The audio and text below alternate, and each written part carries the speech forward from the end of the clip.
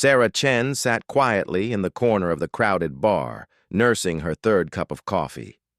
The Stellar Gateway station buzzed with activity as traders, miners, and mercenaries from across the galaxy gathered to share drinks and stories.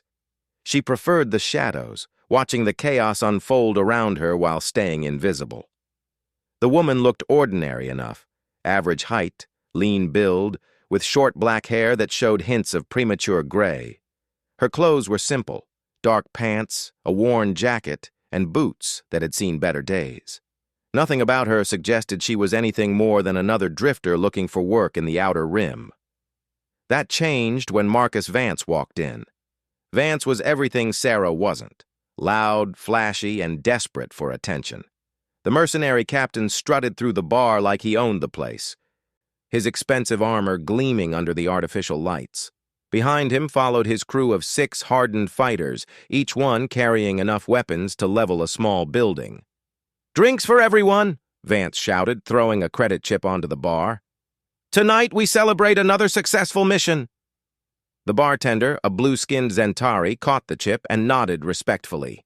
Word traveled fast in places like this, and everyone knew Vance had just returned from a raid on a Krillian outpost. The alien species had been causing trouble for human colonies, and mercenary crews like his were making good money hunting them down. Sarah continued sipping her coffee, hoping the celebration would stay on the other side of the room. She had no interest in getting involved with Vance or his crew. All she wanted was to finish her drink and catch the next transport ship to somewhere quieter. But the universe rarely gave Sarah Chen what she wanted. "Well, well, what do we have here?"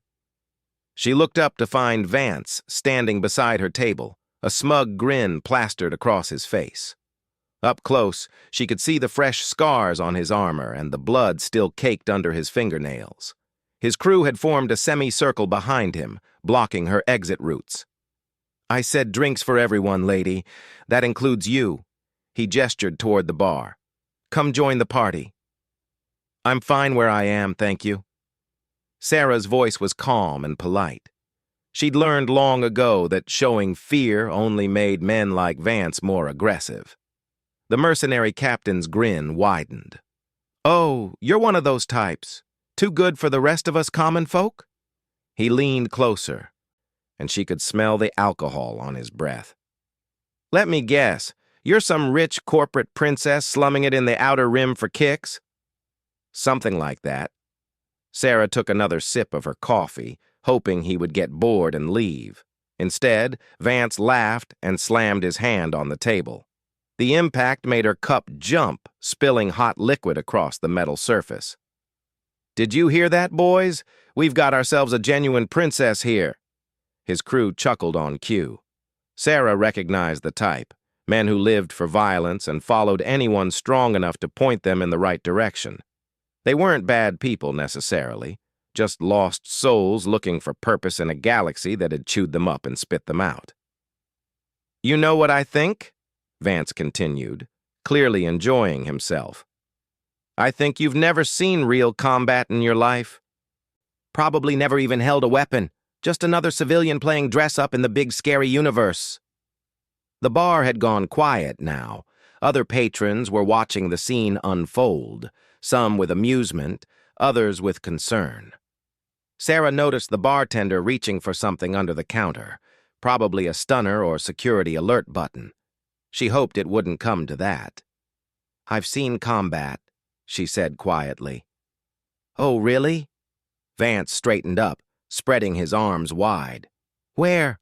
When? What unit?" Sarah hesitated. She'd spent the last 5 years trying to forget her past, building a new life as a cargo hauler and repair technician.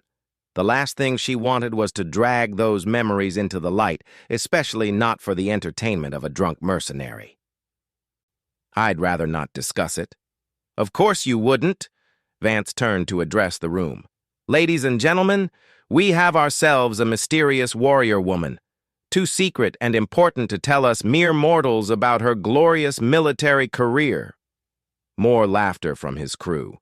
The rest of the bar remained tense, sensing that the situation was escalating beyond simple harassment.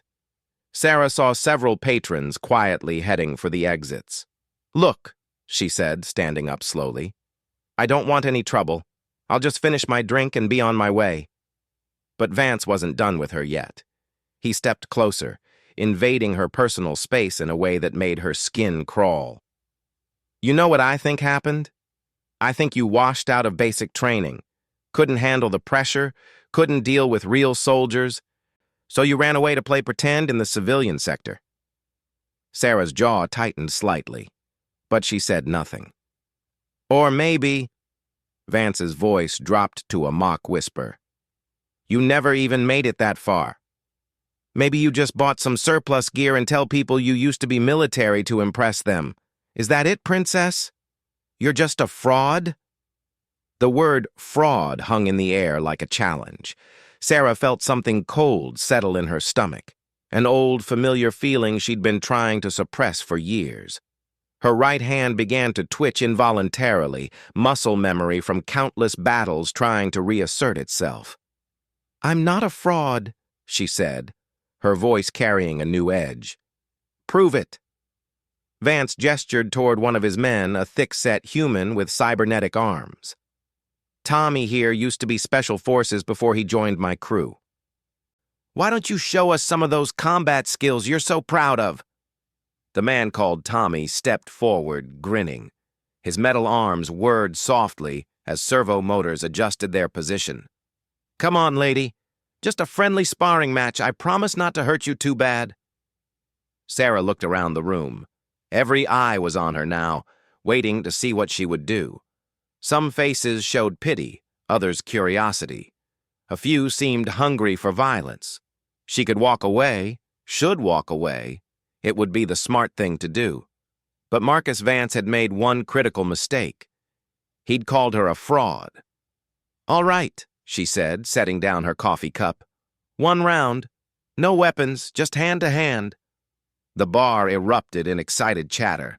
Bets were being placed. Chairs were being pushed back to create a makeshift ring. Vance clapped his hands together in delight, clearly expecting to watch his subordinate humiliate the quiet woman who dared to challenge his authority. Tommy rolled his shoulders, metal joints clicking. "Don't worry, sweetheart. I'll go easy on you." Sarah said nothing. Instead, she began removing her jacket with slow, deliberate movements. Underneath, she wore a simple black tank top that revealed the lean muscle of her arms. More importantly, it revealed the scars. They covered her shoulders and upper arms like a road map of violence. Burn marks from plasma weapons, straight lines from blade cuts, puckered holes from projectile impacts. Each one told a story of survival against impossible odds. The casual chatter in the room died down as people noticed the marks. Tommy's confident grin faltered slightly. Even Vance seemed to realize that maybe he'd misjudged the situation. But it was too late to back down now. Sarah finished folding her jacket and placed it carefully on the table. Then she turned to face Tommy, her stance casual but balanced. "Whenever you're ready." Tommy hesitated for a moment, then shook his head and charged forward. His cybernetic arms moved with inhuman speed, pistons hissing as they delivered what should have been a devastating combination of punches. Sarah wasn't there. She'd moved so quickly that most observers missed it, a subtle step to the side, a slight shift of weight. Tommy's fists cut through empty air while Sarah flowed around him like water. Before he could recover, she was behind him, one hand pressed against the base of his skull. "Yield," she said quietly. Tommy spun around, swinging his metal arms in a wide arc. Again, Sarah simply wasn't where he expected her to be. This time she was beside him, her fingers finding the neural interface port on his neck, where his cybernetics connected to his nervous system. A slight pressure in just the right spot, and Tommy's arms went dead. He staggered backward, panic in his eyes, as he realized he couldn't feel his artificial limbs. "What did you do to me?" "Temporary neural disruption," Sarah explained, straightening up. "Your arms will work again in about 10 minutes. Might want to get better security on those ports, though. Any Krillian tech specialist could have disabled you the same way. The room was dead silent now. Tommy was staring at his motionless arms in shock. His crewmates were backing away from Sarah, hands unconsciously moving toward their weapons. Even Vance seemed to have sobered up considerably. "Who are you?" he asked, his earlier bravado completely gone. Sarah picked up her jacket and put it back on, covering the scars once again. "Nobody important. Just a woman trying to enjoy her coffee in peace." "Those scars," one of Vance's crew whispered. "I've seen marks like that before. Plasma burns from Krillian weapons, but to survive that many hits—" "The neural tap technique," Tommy added, flexing his fingers as feeling began to return. "That's advanced special forces training, way beyond anything they teach regular infantry." All eyes turned to Sarah, who was calmly finishing the last of her coffee despite the mess Vance had made of the table. She could feel their questions, their fear, their sudden desperate need to know exactly who they'd been dealing with. "It doesn't matter who I used to be," she said, standing up and placing a few credits on the table to pay for her drinks. "That life is over." But as she turned to leave, Vance called out one more time. "Wait, at least tell us your unit. What battalion were you with?" Sarah paused at the door, her back still turned to the room. For a moment she considered ignoring the question and walking away. But something in the mercenary's tone had changed. The mockery was gone, replaced by genuine curiosity and perhaps a hint of respect. "I wasn't with a battalion," she said without turning around. "I was the reason battalions stopped existing." And with that cryptic statement, she walked out into the corridors of Stellar Gateway Station, leaving behind a room full of very confused and suddenly very nervous mercenaries. Vance stood in the stunned silence, his mind racing as he tried to process what had just happened. He'd come into this bar feeling like the king of the universe, fresh from a successful raid that had netted his crew enough credits to live comfortably for months. Now he felt like a child who'd just pulled the tail of a sleeping predator. "Boss," one of his men said quietly, "maybe we should find out who she really is." Vance nodded slowly, his gaze still fixed on the door where Sarah had disappeared. "Yeah, I think we should. Because if that woman is who I think she might be—" He trailed off, not wanting to voice the possibility that was forming in his mind.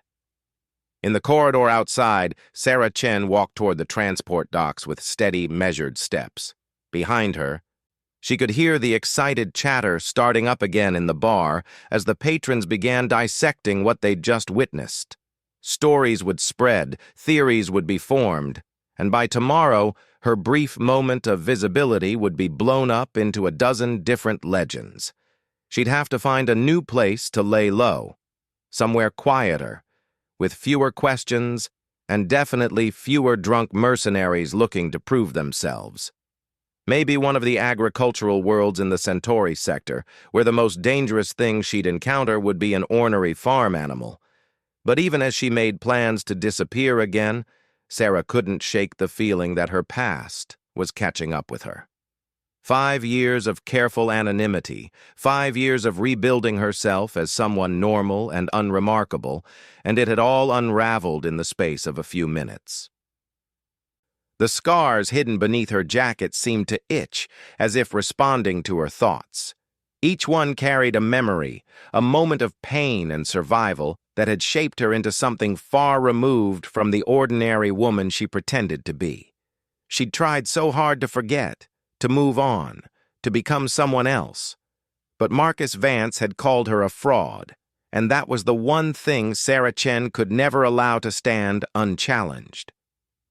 As she reached the transport dock, she pulled up the departure schedules on a public terminal. 3 ships were leaving within the hour. One bound for the mining colonies, one for the agricultural worlds, and one heading deeper into space toward the frontier zones where questions weren't asked and the past could stay buried. She was about to purchase passage on the agricultural transport when her personal communicator chimed with an incoming message. The sender was listed as unknown, but the message itself made her blood run cold. Hello, Ghost. It's been a long time. We need to talk. Commander Hayes.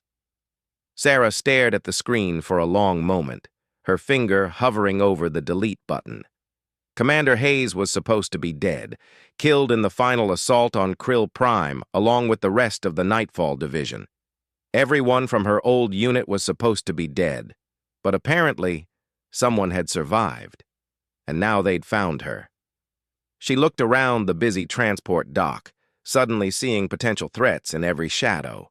Her hand moved instinctively toward the hidden weapon she still carried despite her attempts at civilian life. Old habits died hard, especially when those habits had kept her alive through situations that should have killed her a dozen times over. Another message appeared on her communicator. I know you're reading this. I know you're scared, but I also know you won't run, because running isn't who you are. Dock 7, Bay 3, 1 hour, come alone. The message was followed by an image that made Sarah's knees go weak. It was a group photo of her old squad, taken just before their final mission. 12 faces smiled at the camera, young and confident, and completely unaware of the hell they were about to walk into. At the center of the group, a younger version of Sarah stood with her arm around a tall man with kind eyes and a crooked smile. Commander Michael Hayes, the only person who'd ever truly understood what she was capable of.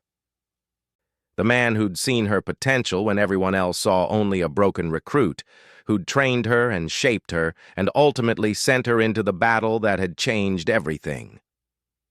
The man she'd watched die on Krill Prime, torn apart by alien claws while she was too far away to help him.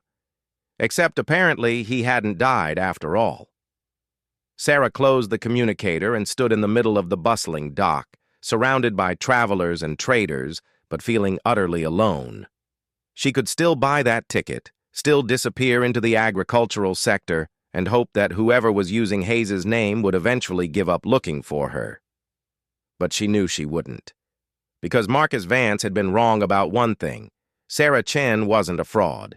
She was exactly what her scars suggested, exactly what her skills proved, exactly what her reputation claimed. She was a weapon that had been temporarily misplaced. And now, it seemed, someone was trying to put her back in the right hands.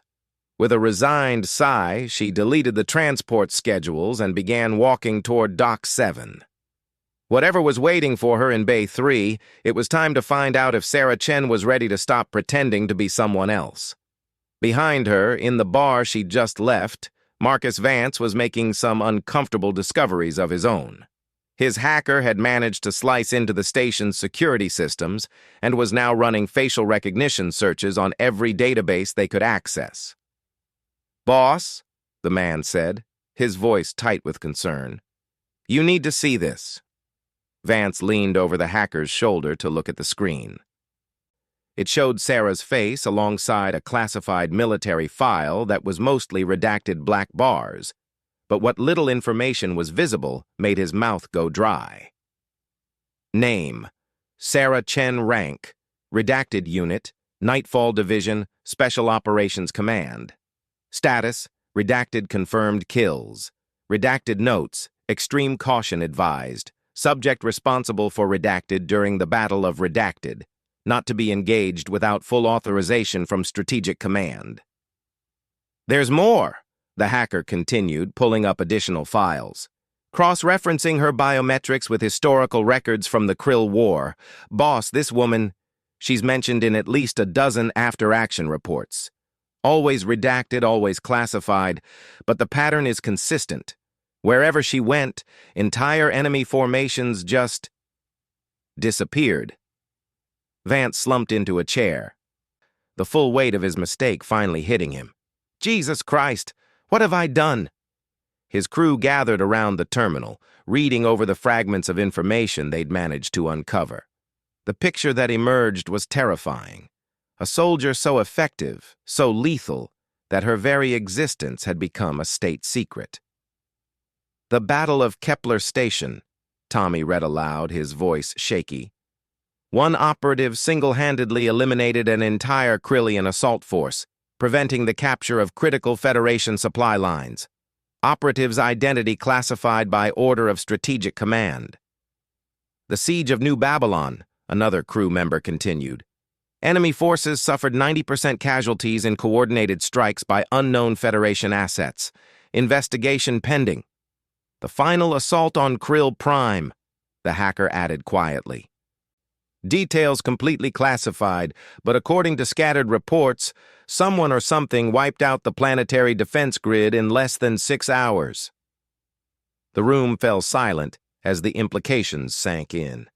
They'd just confronted one of the most dangerous humans in the galaxy, and by some miracle, she'd chosen not to kill them. The woman they'd mocked and dismissed had shown them more mercy than they had any right to expect. "We need to leave," Vance said suddenly. "Right now. Pack everything and get us off this station before word spreads about what happened here." "Boss, why?" She didn't seem interested in starting trouble. Vance turned to look at his subordinate with haunted eyes. "Because if she really is who I think she is, then our little confrontation tonight is going to attract attention. The kind of attention that gets mercenary crews like ours disappeared into black sites." He was already moving toward the door, his crew scrambling to follow.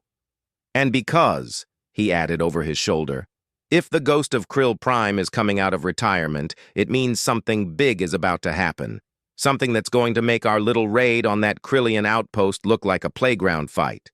As they rushed toward their ship, none of them noticed the figure watching from the shadows of the docking bay, a figure with kind eyes and a crooked smile, who'd been waiting 5 long years for the right moment to bring his best operative back into the game. The galaxy was about to remember why humanity had won the Krill War, and why some victories came at a price too terrible for most people to understand. Dock 7. Bay 3 was darker than the rest of the station, its lighting strips flickering with the inconsistent power that plagued older sections. Sarah approached cautiously, every instinct screaming danger, while her rational mind insisted this had to be some kind of mistake. Michael Hayes was dead. She'd seen him fall during the final push into the Krillian command center, watched those alien claws tear through his combat armor like paper. But as she rounded the corner into the bay itself, her breath caught in her throat. He stood in the shadows beside a sleek Corvette-class ship, and despite the years that had passed, she recognized him instantly. Taller than average, lean but strong, with prematurely gray hair that had gone completely silver since she'd last seen him. The kind eyes were the same, though they carried new lines of pain and experience. The crooked smile was there too, though subdued by whatever circumstances had brought him here. "Hello, Sarah." His voice was exactly as she remembered, warm, confident, with that slight accent from the outer colonies where he'd grown up. It was the voice that had talked her through her first combat drop, that had convinced her to push past her limits when everyone else wanted to wash her out of the program. "You're supposed to be dead." Her own voice was flat, controlled, giving nothing away, old training taking over in the face of an impossible situation.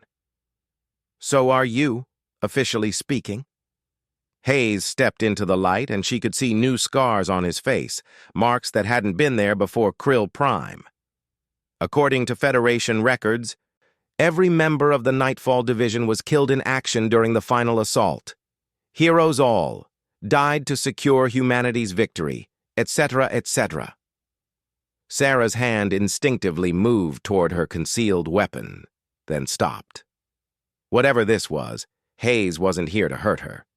If he'd wanted her dead, there were a dozen ways he could have arranged it without revealing himself. "How?" she asked simply. Hayes gestured toward the ship behind him. "Long story.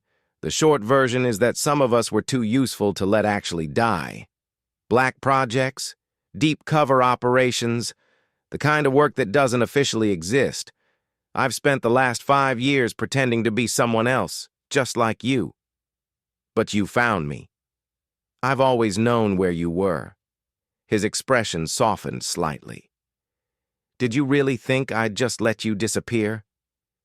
After everything we went through together, everything you accomplished. Sarah felt a familiar anger rising in her chest. Everything I accomplished? You mean everything I destroyed? Everything I killed? You won the war. I committed genocide. The words hung between them like a barrier, carrying the weight of memories Sarah had spent 5 years trying to suppress. Hayes stepped closer, his voice gentle but firm. You saved humanity. Whatever the cost, whatever the methods, you prevented the complete annihilation of our species. Don't you dare minimize that. Tell that to the families of the civilians who died when I brought down their orbital platforms. Tell that to the billions of humans who are still alive because of what you did. They stared at each other in the dim lighting of the docking bay. 5 years of separation and guilt and painful memories stretching between them. Sarah wanted to walk away, to return to her quiet life of anonymity and coffee shops and cargo manifests. But she also wanted answers. Why now? She asked. Why reveal yourself? Why bring all of this back up? Hayes's expression darkened. Because the war isn't over. It never was. We won a battle, destroyed their homeworld, scattered their fleets. But the Krillians aren't extinct, Sarah. They're regrouping, and they're coming back. The words hit her like a physical blow. She'd followed the news feeds obsessively for years after the war, looking for any sign that humanity's enemies might have survived. Every report had confirmed the same thing. The Krillian Empire was finished, their species reduced to a few scattered refugees posing no threat to anyone. That's impossible.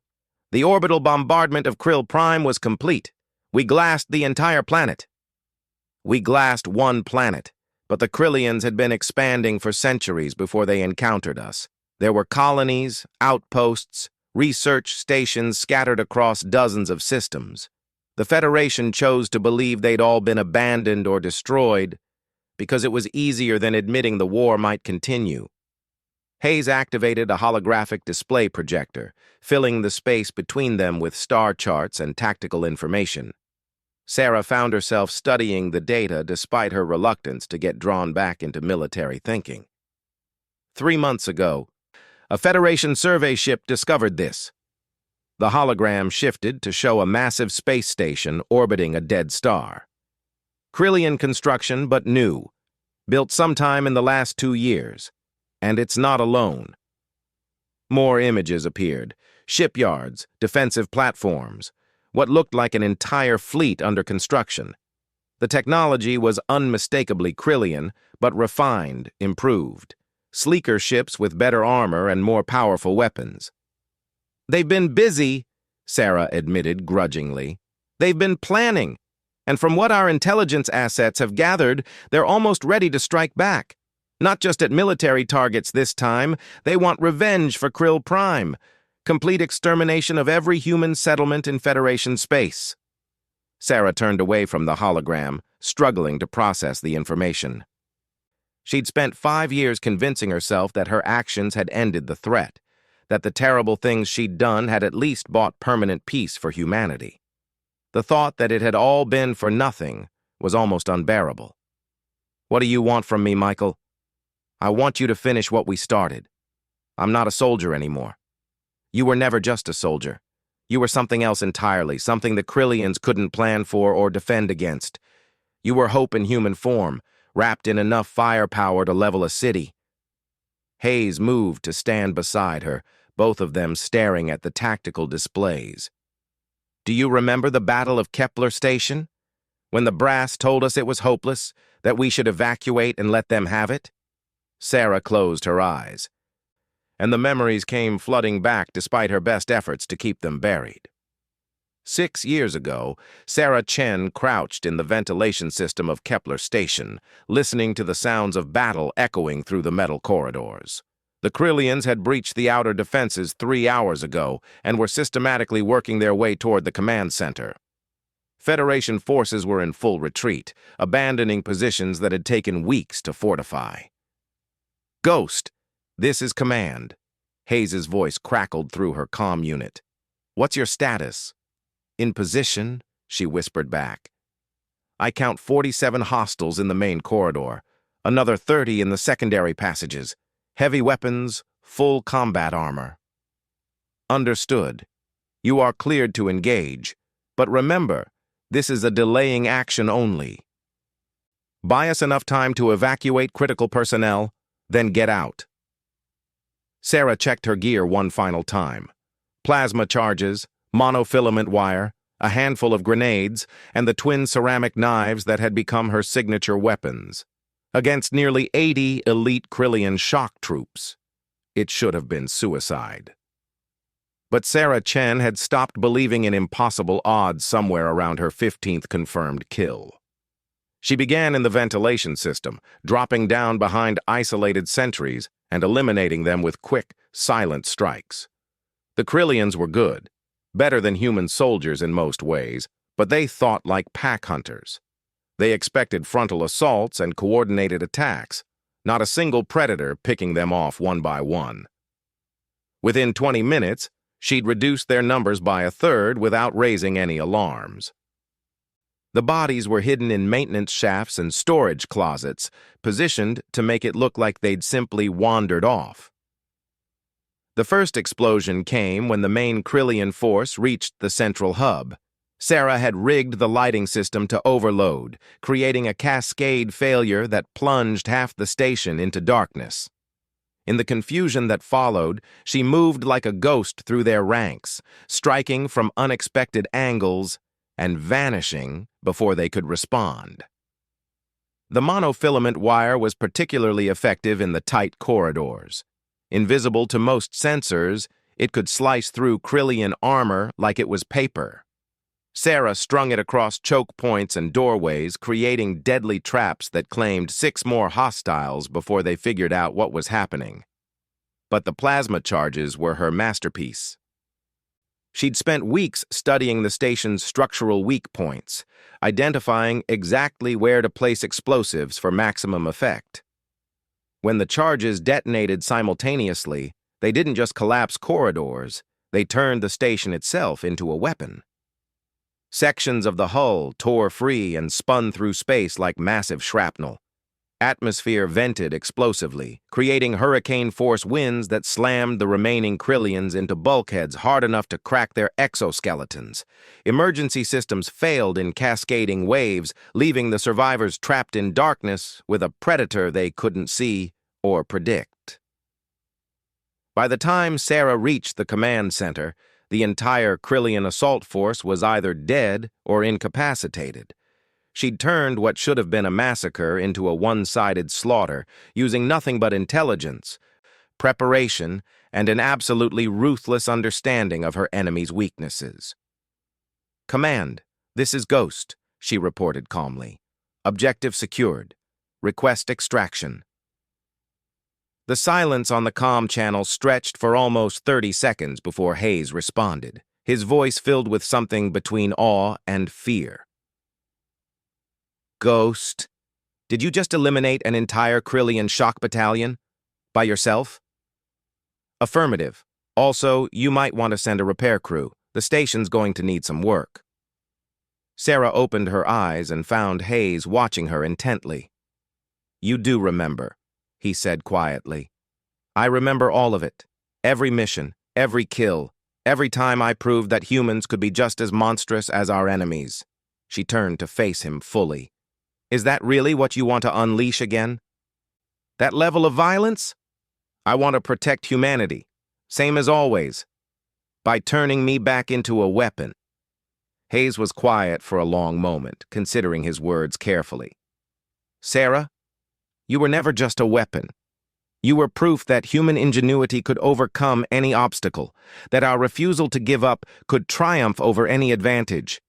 You showed the galaxy that humanity doesn't just survive. We adapt, we learn, we become whatever we need to be.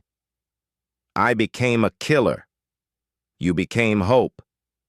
The argument might have continued, but their conversation was interrupted by the arrival of 3 more figures entering the docking bay. Sarah tensed, her hand moving toward her concealed weapon, but Hayes held up a calming gesture. It's all right. They're with me. The newcomers stepped into the light, and Sarah felt her world shift again. She recognized all of them. Lieutenant Commander Torres, the team's explosives expert who'd supposedly died in the assault on the Krillian weapons facility. Sergeant Major Kim, their intelligence specialist, who'd been listed as killed in action during the evacuation of New Babylon, and Captain Martinez, their pilot, who'd allegedly gone down with his ship during the final battle over Krill Prime. "The gang's all here," Torres said with a grin that hadn't changed in 5 years. "Well, most of us anyway." Sarah looked from face to face, seeing the same mix of scars and experience that marked her own features. They'd all been changed by the war, shaped into something beyond ordinary soldiers. And apparently, they'd all been kept alive for the same reason she had. "How many?" she asked Hayes. 7 survivors from the original team. "You make 8. And the others? Rodriguez? Patterson? Chen?" She paused, realizing her mistake. "Other Chen. Lee Chen, not me." Hayes's expression darkened. "Gone. Really gone this time. Rodriguez died stopping a Krillian infiltration attempt on Earth 2 years ago. Patterson was killed during a Black Ops mission in the Vega system. Lee Chen—" He trailed off, unable to finish. "Suicide," Martinez said bluntly. 6 months after the war ended. Couldn't handle civilian life." The news hit Sarah harder than she'd expected. Lee Chen had been the youngest member of their team, barely 20 when the war started. They'd called him Kid, despite his protests, watched over him like protective older siblings. The thought that he'd survived everything the Krillians could throw at them only to be destroyed by peace was almost unbearable. "I'm sorry," Hayes said softly. "I know you were close." Sarah nodded, not trusting her voice. Another reason to hate what she'd become, what the war had turned all of them into. They'd gained the power to destroy entire enemy formations, but they'd lost the ability to exist in a world without war. "So what's the plan?" she asked, forcing herself to focus on the present. "You've got most of the old team back together. You've shown me evidence that the Krillians are returning. What exactly do you expect us to do about it?" Hayes gestured toward his ship. "We're going to do what we do best. We're going to find their main base, infiltrate their command structure, and eliminate the threat before they can launch their revenge campaign." "Just like old times," Torres added cheerfully. "Not quite like old times," Kim corrected. "This time, we're operating completely off the books. No Federation support, no backup, no extraction plan if things go wrong." "Black as it gets," Martinez agreed. "If we're caught, the government will deny we ever existed." Sarah looked at the 4 faces surrounding her, seeing the same mixture of determination and resignation that she felt in her own heart. They were all damaged goods, broken weapons that couldn't exist in peacetime. But they were also the only people in the galaxy who truly understood what was at stake. "Why should I believe any of this is real?" she asked suddenly. "The last 5 years, the quiet life, the chance to be normal, that could be real. This could be some kind of hallucination or a breakdown or just wishful thinking on my part." Hayes reached into his jacket and pulled out a small object, pressing it into her palm. Sarah looked down and felt her breath catch. It was a combat knife, ceramic blade with a worn grip that fit her hand perfectly. One of the twin blades she'd carried through every mission during the war. "I pulled this from the wreckage on Krill Prime," he said quietly. "Figured you'd want it back someday." Sarah turned the knife over in her hands, feeling the familiar weight and balance. Memory flooded back with crystal clarity. The final assault, the desperate fight through the Krillian command bunker, the moment when everything had gone wrong, and she'd been forced to make the choice that ended the war. "You know what I did," she said without looking up from the blade. "I know what you had to do. The civilian complex, the children. We're already dead." The Krillians had infected them with combat spores, turned them into biological weapons. You saved millions of human lives by stopping them from reaching our lines. Sarah closed her eyes, but the memories wouldn't be banished this time.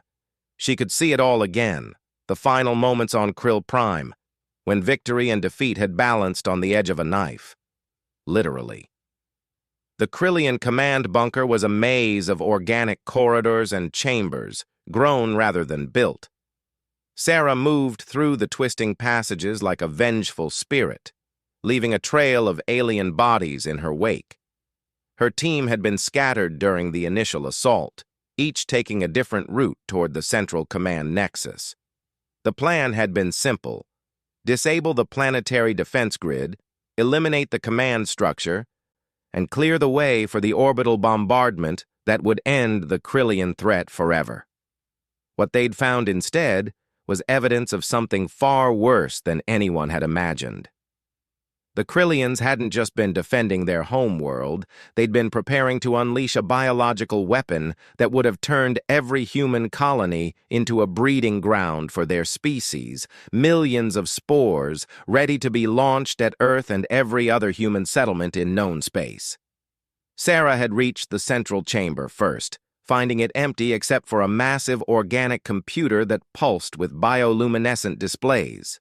And nearby, a group of human children who'd been captured during earlier raids, now infected with the alien spores and transformed into living weapons. She'd tried to find another way. Searched desperately for some method of reversing the infection, some way to save them without compromising the mission. But the spores were already active, the children's bodies beginning to change as alien DNA rewrote their genetic structure. They would have become carriers, spreading the infection to every human they encountered, the perfect weapon to destroy humanity from within. So Sarah Chen had made the choice that would haunt her for the rest of her life. She'd activated the emergency sterilization protocol, flooding the entire complex with plasma fire. The children died instantly, along with every spore, every sample of biological weapons, and any chance the Krillians had of taking their revenge to Earth. She'd saved humanity by becoming exactly the kind of monster she'd joined the military to fight against. "You made the hard choice," Hayes said, reading her expression. "The choice no one else could make. I murdered children. You prevented a genocide." Sarah opened her eyes and looked around at her former teammates. They all knew the story, had all lived with the knowledge of what she'd done to end the war. And somehow, they were all still here, still willing to stand beside her. "If I agree to this," she said slowly, "if I come with you, what makes you think it'll be any different this time? What makes you think I won't have to make the same kinds of choices?" "Maybe you will," Hayes admitted. "Maybe we all will. But that's what makes us human, the willingness to sacrifice ourselves to protect others. The Krillians fight for conquest and domination. We fight for survival and hope." Pretty words. But when the killing starts, the reasons don't matter much. No, they don't. But the results do. Sarah hefted the ceramic knife one more time, feeling its familiar weight. Part of her wanted to throw it away, to walk back to the transport dock and disappear into civilian life once and for all. But a larger part, the part that had been forged in the fires of war, recognized the truth in Hayes's words. The galaxy was a dangerous place, full of species that saw humanity as either a threat to be eliminated or a resource to be exploited. Peace was an illusion, bought with the blood of soldiers and maintained by the constant vigilance of people who understood that freedom was never free. "What's the target?" she asked, sliding the knife into a concealed sheath beneath her jacket. Hayes smiled, the first genuine expression of joy she'd seen from him. "New intel suggests they're building something big in the Magellan system, a dreadnought-class vessel, possibly multiple ships.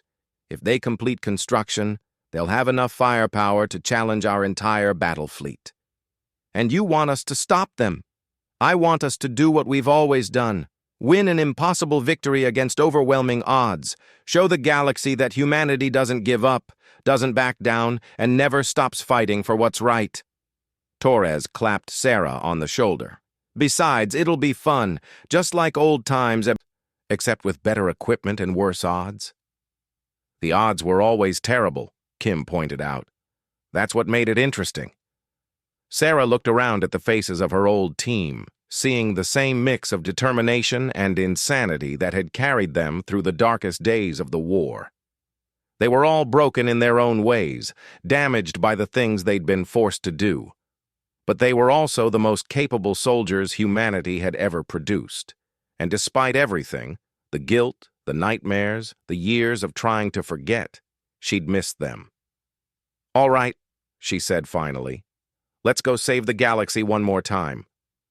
The Krillians were coming back, and they wanted revenge, but they were about to learn the same lesson their predecessors had learned on Kepler Station, on New Babylon, and finally on Krill Prime itself. Humanity didn't just fight to survive. Humanity fought to win, no matter what the cost. And Sarah Chen was about to remind them exactly why that made all the difference.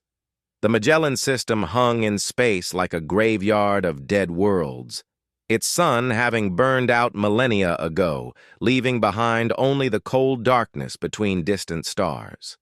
It was perfect for the Krillians' purposes, hidden from Federation patrol routes, rich in the exotic minerals they needed for their biomechanical technology, and surrounded by enough debris to hide a fleet. Sarah floated in zero gravity inside the modified cargo hold of Hayes's ship, checking her equipment one final time. The old familiar ritual helped calm her nerves and focus her mind on the mission ahead. Plasma charges arranged in precise patterns, monofilament wire spools tested for tension, ceramic knives sharp enough to cut through Krillian armor like butter. 30 seconds to insertion point, Martinez called from the pilot's seat. "Everyone ready back there?" "Born ready," Torres replied, shouldering his heavy demolition pack. The explosives expert had grown quieter over the years, but his enthusiasm for blowing things up remained undiminished. Kim looked up from her portable intelligence station, where streams of alien data scrolled past at impossible speeds. "I've confirmed the target composition. 3 Dreadnought-class vessels approximately 60% complete. Estimated crew of 15,000 per ship." 45,000 hostiles, Hayes mused. Not the worst odds we've faced. Sarah almost smiled at that. During the war, they'd learned to measure missions not by the difficulty of the objective, but by how outnumbered they were. Anything less than 50-1 barely qualified as a challenge. "Sarah," Hayes said, drifting over to float beside her. "You sure you're ready for this? I know the last 5 years haven't been easy." She met his gaze steadily. "I've been ready since the moment you showed me those intelligence reports. The only question is whether the galaxy is ready for what happens next." Through the ship's viewports, she could see their destination, a massive construction facility built into the remains of a shattered planet. Krillian bioarchitecture twisted through the asteroid field like some kind of living infection, pulsing with bioluminescent power conduits and swarming with worker drones. At the center of it all, 3 enormous ships lay in various stages of completion. Each one was over 2 kilometers long, armed with enough firepower to reduce a planetary surface to molten slag. If the Krillians finished construction and deployed these vessels, humanity's hard-won victory would be meaningless. "Remember," Hayes said as they approached the insertion point, "this is a stealth mission. We get in, plant the charges, eliminate key personnel, and get out before anyone knows we were there." "Stealth mission," Torres repeated with a grin. "Right, just like that stealth mission on Kepler Station where Sarah collapsed half the structure." "That was tactically necessary," Sarah protested mildly. "And that stealth mission on New Babylon where you triggered a reactor meltdown?" "Also tactically necessary." "What about Krill Prime, where you—" "All of my explosions are tactically necessary," Sarah interrupted. It's not my fault the enemy insists on building things that explode when you damage them properly. The familiar banter helped ease the tension as they prepared for deployment. They'd done this hundreds of times before, dropped into impossible situations with nothing but their skills and their refusal to accept defeat. The years of separation fell away as if they'd never been apart. "Insertion in 10 seconds, Martinez announced. "Try not to destroy anything too important until I'm clear of the blast radius." The cargo bay doors opened silently, revealing the twisted landscape of the Krillian facility. One by one, the team members activated their propulsion units and drifted out into space, using micro-thrusters to navigate through the debris field toward their target. Sarah moved with practiced ease through the zero-gravity environment, her body remembering skills that civilian life had never quite managed to erase. She was a predator, returning to her natural hunting ground, and every instinct told her she belonged here. The first challenge was reaching the facility without triggering its automated defenses. The Krillians had learned from their previous encounters with human infiltrators, surrounding their construction sites with sensor grids and patrol drones. But they'd made one critical mistake. They were still thinking like a hive-mind species. Sarah had spent years studying their psychology, learning to predict their thought patterns and exploit their weaknesses. The Krillians expected coordinated group attacks, not individual infiltrators moving with independent initiative. They prepared for human military doctrine, not for the kind of creative chaos that Sarah Chen specialized in. She ghosted through the sensor grid like smoke, using debris to mask her approach and timing her movements to coincide with the natural radiation pulses from the dead star. Behind her, the rest of the team followed in single file, trusting her to find them a path through the maze of detection systems. The outer hull of the nearest dreadnought loomed ahead of them, its organic surface rippling with alien patterns that hurt to look at directly. Sarah pressed her palm against the biometal, feeling the slight warmth that indicated living tissue beneath the armor plating. The Krillians didn't build their ships. They grew them. "Insertion point located," she whispered into her comm unit. "Standard bio-lock configuration. Torres, I need a molecular acid charge, minimum dispersal pattern." The explosives expert drifted up beside her and handed over a small cylindrical device. Sarah attached it to the hull and activated the timer, then motioned for the team to back away. The acid would eat through the living metal in precisely 30 seconds, creating an entry wound that would seal itself behind them to prevent atmosphere loss. They slipped into the ship's interior like ghosts, finding themselves in what appeared to be a circulatory system rather than a traditional corridor. The walls pulsed rhythmically, pumping nutrients and information through the vessel's organic networks. Bioluminescent nodes provided dim lighting, casting everything in an eerie green glow. "Jesus," Torres muttered. "I forgot how creepy these things are inside." "Stay focused," Hayes warned. "Kim, what's our route to the command nexus?" The intelligence specialist consulted her portable scanner, tracking the flow of neural activity through the ship's living systems. "Follow the main arterial passage for 200 meters, then branch off through the secondary nervous system. Should put us right outside the command cluster." They moved deeper into the vessel, past chambers filled with sleeping Krillian warriors and workshops where biological weapons were being assembled. Sarah counted security checkpoints and defensive positions, automatically calculating the most efficient methods for eliminating each threat. Old habits died hard. The command nexus turned out to be a spherical chamber at the ship's heart, its walls covered in writhing neural interfaces and organic displays. 3 Krillian officers stood around a central command node, their chitinous exoskeletons gleaming in the bioluminescent light. They were discussing attack vectors and target priorities in their harsh, clicking language. Sarah listened for a moment, her linguistic implants translating their words. The Krillians were planning to strike at civilian targets first: agricultural worlds, industrial colonies, anywhere humans had built something worth protecting. They wanted to break humanity's spirit before engaging the military. It was exactly the kind of cowardly strategy she'd expected from a species that had spent the war hiding behind biological weapons and mind control. 3 targets, she whispered to her team. Standard elimination protocol. No alerts, no survivors. Hayes nodded and began counting down silently on his fingers. 3, 2, 1. They moved like a perfectly synchronized killing machine.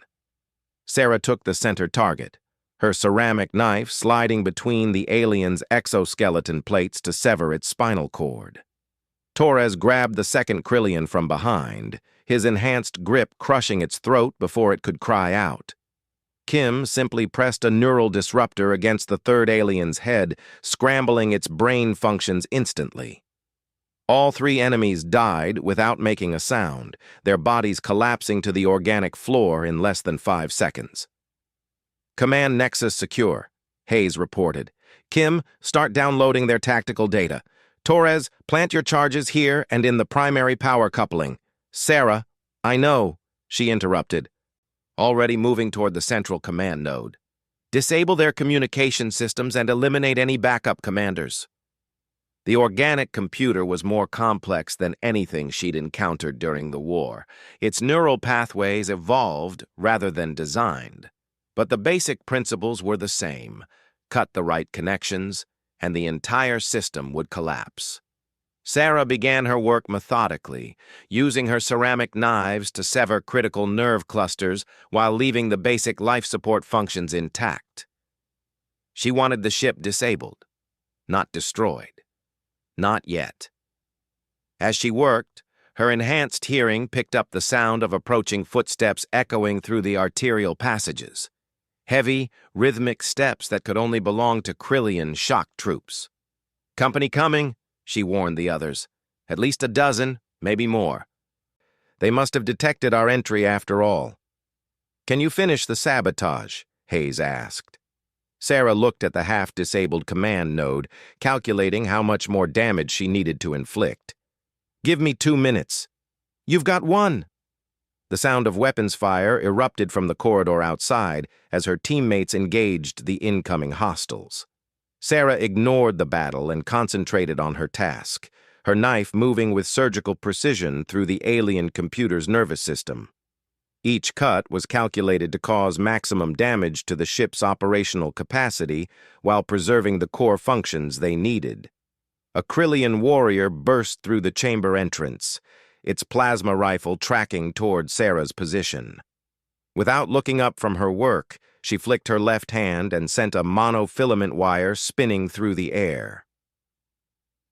The invisible strand caught the alien across the throat, decapitating it so cleanly that the head rolled across the floor while the body remained standing for several seconds. 30 seconds, Hayes called out. Sarah made her final cuts and stepped back from the ruined command node. The organic displays were already darkening as the ship's higher functions began shutting down. Done. Let's go.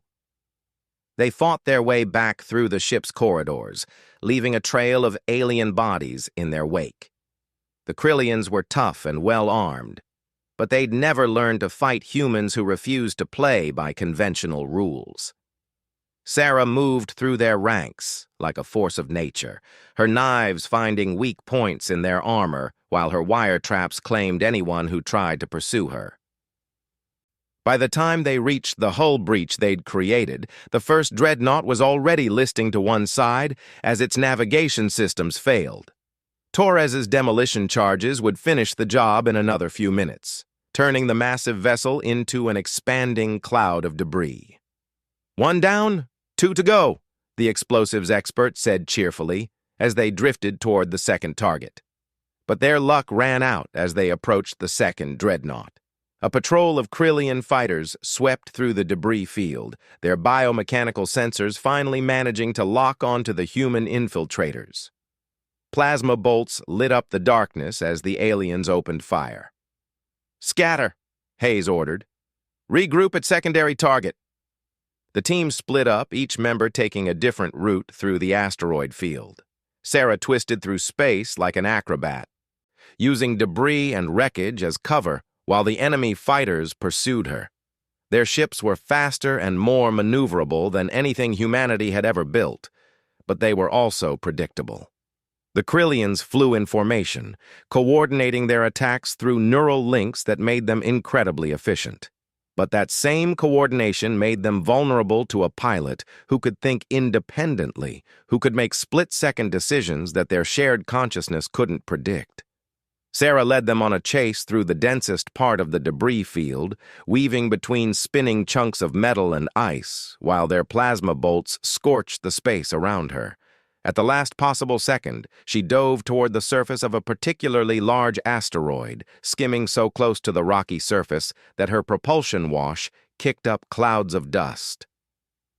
The lead Krillian fighter followed, its pilot confident in its ship's superior speed. What it didn't see was the monofilament wire Sarah had strung between two protruding rocks, positioned at exactly the right height to catch an overconfident pursuer. The alien ship hit the wire at full speed and simply disintegrated, its biomechanical hull sliced into neat sections that tumbled away in different directions. The explosion took out two of its wingmates, leaving the surviving fighters suddenly much more cautious about their pursuit. Sarah used their hesitation to reach the second dreadnought, where she found Torres already at work planting his charges in the ship's power distribution center. Kim was downloading data from another command nexus, while Hayes provided security. "Status report," she said, drifting up to join them. "Almost finished here," Torres replied. "But we've got a problem. The third dreadnought just launched early, still under construction, but somebody decided they'd rather fight with an incomplete ship than lose it to sabotage." Through the chamber's viewing ports, Sarah could see the massive vessel rising from its construction cradle. Weapon systems that weren't fully installed sparked with erratic energy as the ship's biological systems tried to compensate for missing components. It was dangerous and unstable, which somehow made it even more threatening. "New plan," Hayes said grimly. "Torres, finish your work here. Kim, Sarah, you're with me. We're going to board that thing before it can escape." "Michael," Sarah said quietly, "that ship is falling apart. If we're still aboard when the structural failures cascade, then we make sure they cascade in the right direction." His expression was determined, the same look he'd worn during the desperate final days of the war. "You said it yourself. All of your explosions are tactically necessary." They made the crossing to the third dreadnought under heavy fire from its partially functional defense systems. The biomechanical weapons were erratic and uncoordinated, but still dangerous enough to force them into a desperate sprint across open space. Sarah was the first to reach the enemy ship, cutting through its hull with a focused plasma charge and diving into its interior before the defenders could react. She found herself in a half-finished corridor that opened onto empty space on one side, its organic walls struggling to seal the gaps in the ship's superstructure. The vessel was a maze of incomplete sections and improvised connections, its biological systems trying desperately to compensate for missing components, perfect cover for an infiltrator who knew how to exploit structural weaknesses. Sarah moved through the ship like a ghost, eliminating scattered defenders while heading for what her tactical sense suggested was the primary control center. Behind her, Hayes and Kim were conducting their own raids on critical systems, each of them working to cripple the vessel before it could reach operational status. The command center was a disaster of half-grown neural networks and sparking bioelectrical systems. A handful of Krillian technicians worked frantically to bring the ship's weapons online, their movements jerky with stress and desperation. They never saw Sarah coming. She moved through them like death itself, her knives finding vital points with clinical precision. Within seconds, the entire technical staff was eliminated, leaving her alone with the ship's organic computer systems. But this time, she wasn't here to disable anything. This time, she was here to turn the ship's own biology against itself. Sarah began cutting into the computer's neural pathways, but instead of severing connections, she was creating new ones. linking the weapons control systems to the life support networks, connecting the navigation computers to the structural integrity monitors, creating feedback loops that would cause the ship's various biological systems to attack each other.